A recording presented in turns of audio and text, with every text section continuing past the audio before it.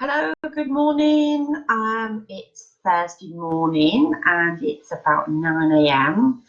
and today's weekly bite session is starting, and this week, as I promised, we will start looking at healthcare. We've just come through the tax season, so I think healthcare from a personal health perspective is a good thing because we've all been through a little bit of pressure up and down. And so now let's take a little look at healthcare and how it works and answer any questions that might be out there.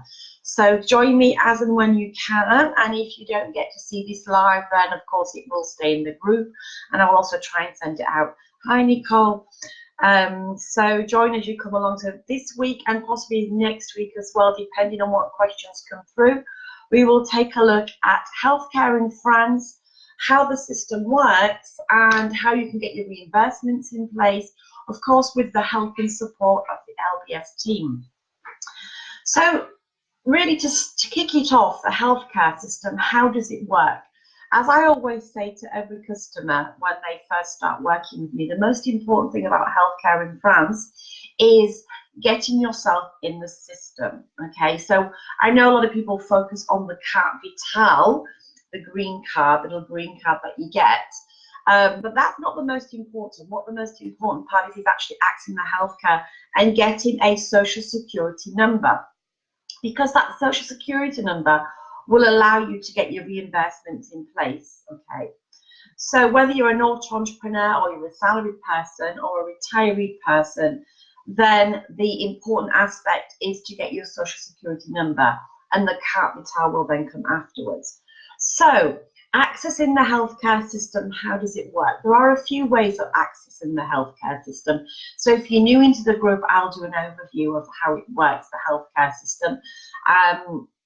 Basically, you have a few options. You're either a salaried person, or you're a small business, be that auto-entrepreneur or other, or you're a retired person receiving a retirement pension of retirement age, or you are a non-active person. So as you can see, there are 4 categories to access the healthcare system, and depending on which category you fall into would then be dependent on the process you would go through. And of course, that's what our job here in the club is, to ensure you know which process you're going through. So if we look first of all at salaried people, so anybody who's receiving a salary would go through the CPAM, the Caisse Primaire Assurance Maladie, for their healthcare rights, and that's what's called the affiliation into the system. We have who online? Let's see who we have online. We have Jennifer. Hi, Jennifer. So the CPM is for people who are salaried. Then we have people who have small businesses, so entrepreneurs would be with what's called the SSI. Now, I know it's confusing because there are lots of different organizations, but the SSI is the Sécurité Sociale Indépendante, which replaced the RSI in 2018. So if you are a small business owner, you are an SSI. If you're a salaried person, you're CPAM. If you're a retired person, when I say retired person, it's somebody who's receiving a pension and is of retirement age. And again, is with the CPAM from an affiliation perspective, okay? And then, of course, if you are a inactive person, that means somebody who doesn't fall into the previous 3 categories, then of course it would be with a CPAM, but via a different system. So it's via the residency criteria, and you've probably heard of that, called the PUMA. Okay, so the job here at LBS is to make sure that every client that comes into our doors understands which category they fall into and help you through the process. Okay, now it could be that you fall into 2 of these categories. You could quite easily be a salaried person and also have a small business, or you could have a small business and be a retiree. So of course, depending on which is the majority of your situation, most of the time it would be the salaried perspective that would be brought to the forefront, and it would be the CPAM. And of course, depending on the retiree perspective, it could be you're retired in France with a French pension, or you could be a retiring French with a UK or other country pension, and then of course the S1 comes into play. So for the majority of you, you don't need to understand exactly how each of those systems works. What is important is that you understand the organisations that you are affiliated with and which category you fall under. So that's the first thing I wanted to explain today. So if you have any questions or are unsure of which category you fall under, or if you're over two categories, then let me know. If you're online, you can put a message. If it's afterwards, you can put a message in the group, and I will always come back and answer that. Okay, so that's the first thing, is how you categorize yourself. Then of course, once the application goes in, you will receive a temporary social security number. Now, it gets frustrating for many people who are going through the process with us, because they receive at least two social security numbers which are temporary before they get their permanent social security number, and then of course the Carte Vitale.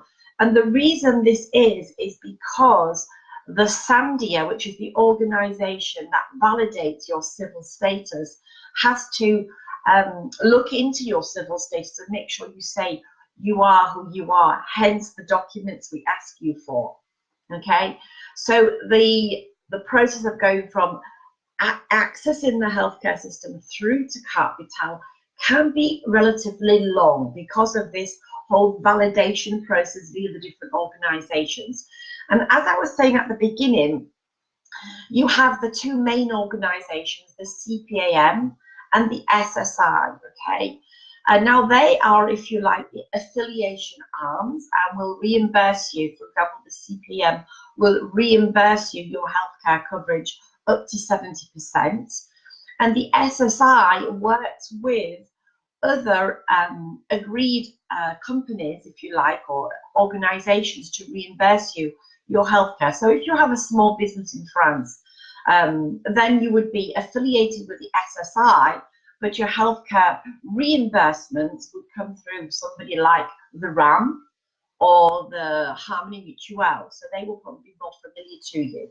So you have the affiliation arm and the validation process, and then the arm who is reimbursing your healthcare. The good news is, of course, that the CPAM are going to be the only arm for affiliation and reimbursement of healthcare moving forward. And that has been progressively coming into place now for 2 years. So certainly since January 2019, any business that was set up were directly with the CPAM for healthcare, still with the SSI for retirement, but with the CPAM for healthcare. And of course, any old businesses starting from January 2020, you will all be transferred over to CPAM. Now, this should be reasonably pain-free, excuse me, and especially if you're in the club, because any documents that come in, you just need to make sure that we see them. And really, it will be a letter coming from the CPAM asking for some documents, which we will, of course, let them have by email because we have all of your documents. So that's an overview of how it works. Hi, Rachel. Let me know if you have any questions on what I'm discussing at the moment. So just up to now, I've just done a little overview of how the healthcare system works and which category you'll fall into depending on what you do in France, okay? And explaining the process going from access into the system through to getting your Carte Vitale can be quite long, simply because of the validation process, okay? So most of you, in fact, everybody in the club will already have your social security number, okay? Of course, once you start in the system and we set you off, there is the next step of course, attaching yourself to a doctor. And the reason you have to do this, and it's very important, is because of your reimbursements. If you are not attached to a doctor as an adult, not children, under the age of 16, you don't have to have your children attached to doctors. But as an adult, you have to attach to a doctor because that ensures you get your full 70% reimbursement of healthcare. If not, it's 30%, okay? So that is really important. So when we hassle you to get your doctor's form signed and sent back to us, it's because we want to make sure you're getting your full reimbursements, okay? And a little bit of a sidetrack on the reimbursements, which is important to know. When I say 70% reimbursement, that does not mean 70% reimbursement of what you pay your doctor. It's 70% reimbursement of the ticket moderator, which basically means there is a set level depending on which type of doctor you are seeing. And they go up into 3 sectors, which I'm not going to go into details because it would be a little bit too long and complicated here.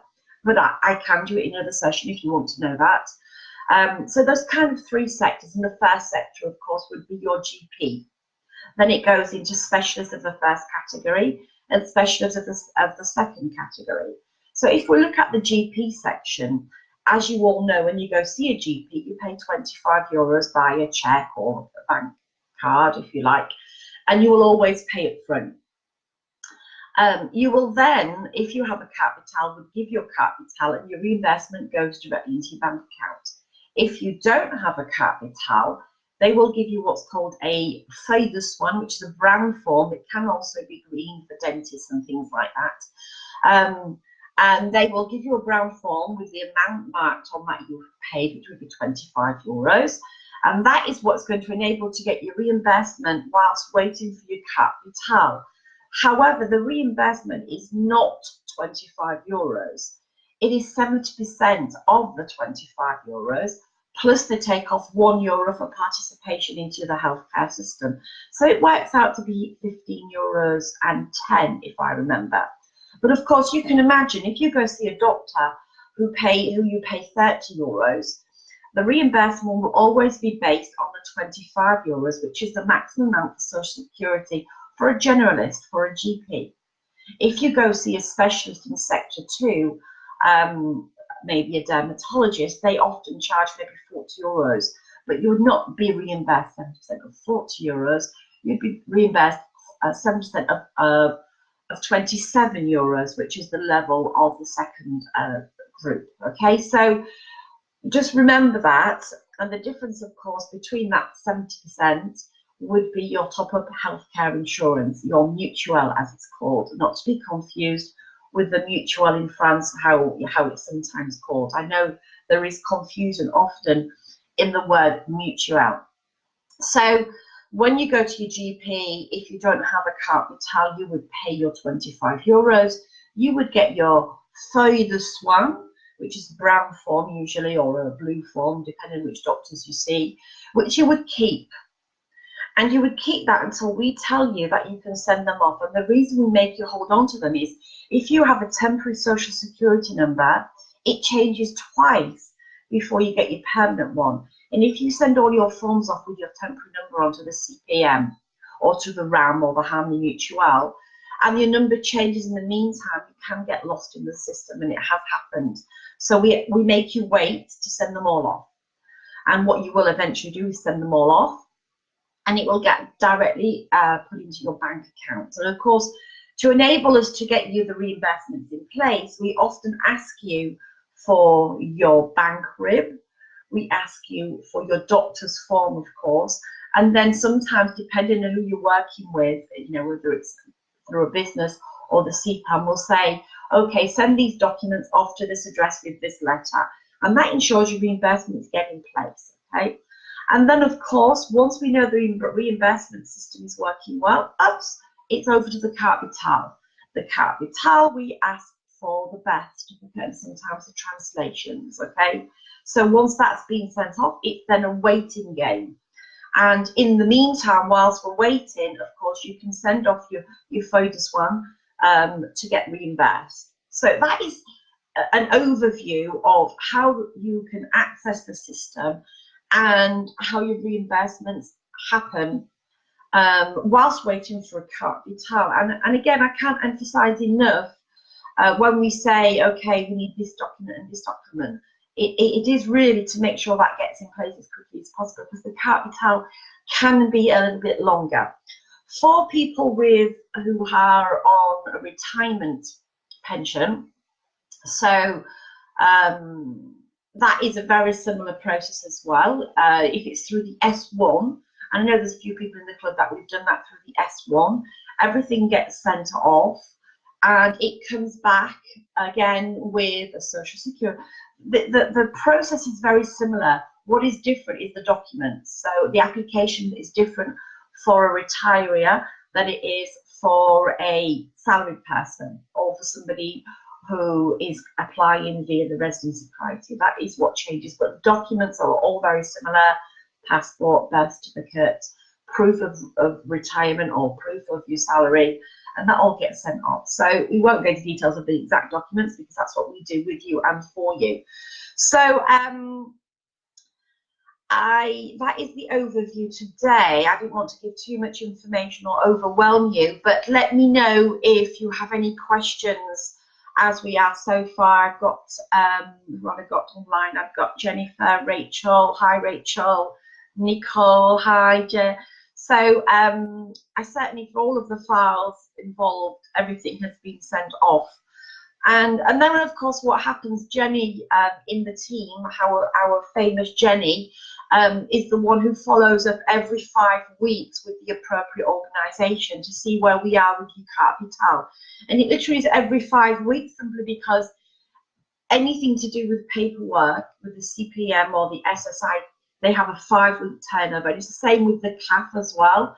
There's a 5 to 6 week validation period. So once we have something in, we have to wait minimum 5 weeks for it to be scanned and be in their file. So that is why every 5 weeks we follow up. And that is the point as well of our support, is making those calls and sending those emails, because we don't want to just leave it to go out into the big wild black hole of French paperwork. It can happen sometimes. You have to resend things, you know, and that's what we're here for. So that's it for today. I will be back online next Thursday, and we will look at healthcare again in more detail on the reimbursements and any questions I receive. I've got a few questions that are coming through also on the email waves that I'm going to take up and answer next week on the live. And then, of course, we can choose different subjects every Thursday. This is a way for me to get a bit closer to you all, because I don't get to see you all every week or every day. And I know some people can't make it to the events that I organise. And also the webinars on the evening sometimes complicated when you've got children or other commitments. So this weekly bite session is a way for me to get in the club a bit closer and answer those questions that, you know, what to me may seem obvious, but I can absolutely understand to you is not. So I am absolutely aware that any question, be it small or big, is not difficult. We will answer them for you. Hi, Michaela. So take the time to watch the video if you haven't seen it from the beginning. It does explain how you get into the healthcare system, the length of time it can take, the reimbursements and how we work on that for you. And next week I will go into more details of little questions I get on a very regular basis. And if you want, I will also send out, we have a video in the intranet club. Now I know the Intranet Serenity Club is new to everybody. I'm aware that it's new. You all have logins and access details to that. So it would be really great, hi Michaela, if you could take the opportunity maybe this week to pop into the Intranet Club. There is a great video in there on healthcare, and it shows you how to fill in the doctor's form, how to fill in the attaching your children's form, and explains a little bit in detail about the healthcare process as well. I can and will do any type of video or session like this that you need. You just need to let me know what you need and I'll do it for you, okay? So with that, I've been rambling on for 20 minutes now, so I think you all have lots to do today. Just let me know if this has been useful by giving me a little thumbs up or a little message. And if there's anything that you need to know in more detail, I'm absolutely happy to go into it for you. And bear in mind in the background, even if you don't hear from us, it is being followed up every 5 weeks by Jennifer in the club. And of course, my eyes are always on them as well. Okay, so I wish you all a fantastic Thursday. The weather is not great today. In fact, it's the month of May, isn't it, in the south of France, and there is a film festival on, so it's never great down here in the month of May. And Michaela, when are you coming over? You have to get over here and bring some sunshine, okay? So June is a good time. Okay, so I shall love you and leave you all. Have a great Thursday, and I will see you next Thursday for the next weekly bites. We will finish off on healthcare next week, and then we will go into the immigration section. Okay, take care. Bye, everybody.